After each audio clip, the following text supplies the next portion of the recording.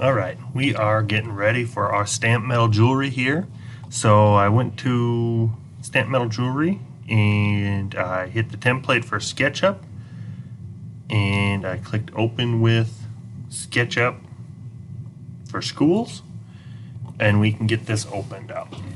Okay, so our first step was to measure our little piece of metal that we got. Mine was 1 1/8 inches by 15/16 of an inch. So this piece here gives us all of our stamps that we have available to us.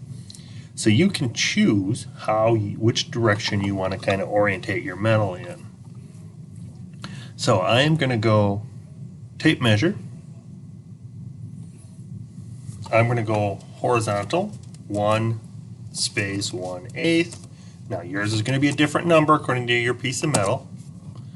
And I'm going to start here and I'm going to go below the number. Sometimes I can go above, but then if I run out of room there. So I'm going to go 15/16. So I'm going to go below the line. And I'm going to click rectangle. And here's my chunk of metal.